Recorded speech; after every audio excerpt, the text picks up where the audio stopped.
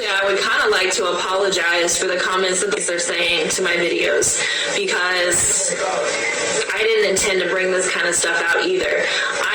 When I learned this, something inside of me was pulling at me and was telling me to put this out there. And so I did it because, like I said, something was telling me to do it. So I did. And like I said, as far as waking up the race, I don't know. Maybe given time, some people will stumble on my video and they will be just as ignorant as I was, and it'll help wake them up to see the truth. So that's what I'm hoping. So, second of all, I do want to clarify too that I know that the black people that are here in the United States now are not African. I know that. The term African American is what has pinned on them.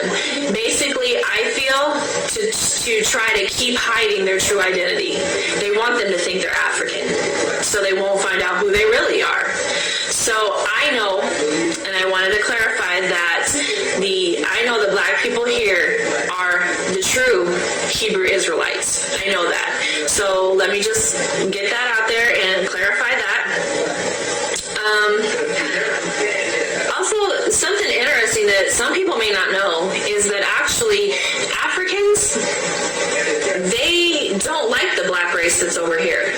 They don't like them. They hate them.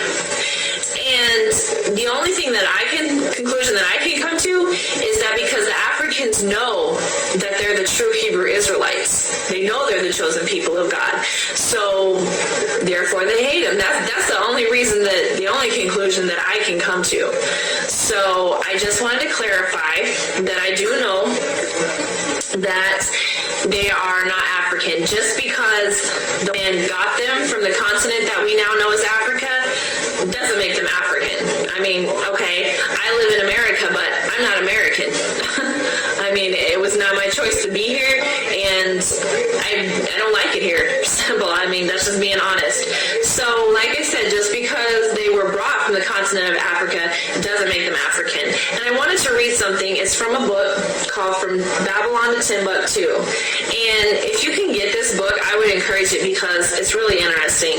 There's a paragraph, here on page 84. It says, in the year 65 BC, the Roman armies under General Pompey captured Jerusalem. In 70 AD, General Vespasian, I'm not sure if I'm saying that right, and his son Titus put an end to the Jewish state with great slaughter. During the period of the military governors of Palestine, many outrages and atrocities were committed against the residue of the people. During the period from Pompey to Julius, it has been estimated that over 1 million Jews fled into Africa, fleeing from Roman oppression and slavery. The slave markets were full of black Jewish slaves. So that shows you right there exactly how the Hebrew Israelites got into Africa. And it just reiterates my point about them not being African just because that's where they were at. And also one other thing is, it's not coming from the Bible, it's coming from the Bible dictionary. And under Ham, it says, the youngest son of Noah, born probably about 96 years before the flood, and one of 8 persons to live through the flood. Now this is the key point. He became the progenitor of the dark races, not but the Egyptians, Ethiopians, Libyans, and Canaanites. So anybody who wants to try to say that the black race, they come from Ham, that's not true. That is not true. He was a progenitor of all the other dark races, just not the Hebrew Israelites. Also, I want to clarify, too, that I know Christ is black. I know it. I tried to bring it out in my video. I don't know if I didn't do a good enough job, but I do know that. And I don't think he's a man with a gun. I don't think he's Arab, and I know for sure that he's not blonde hair and blue eyes. So I also wanted to let everybody know I know Christ is black.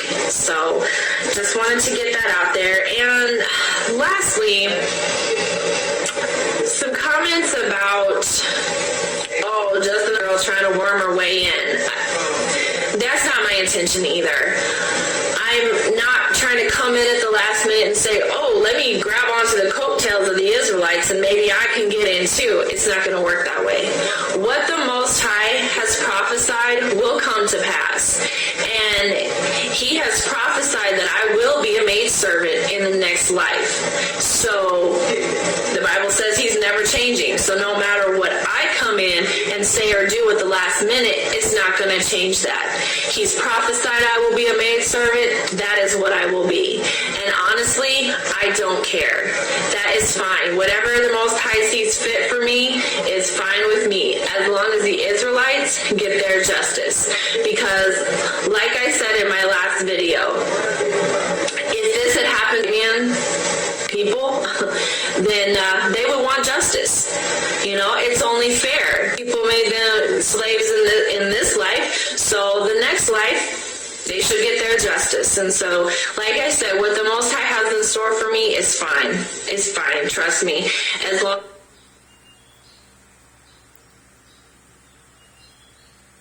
So they should make their own tongues to fall upon themselves. All that see them shall flee away. Psalm 64:8.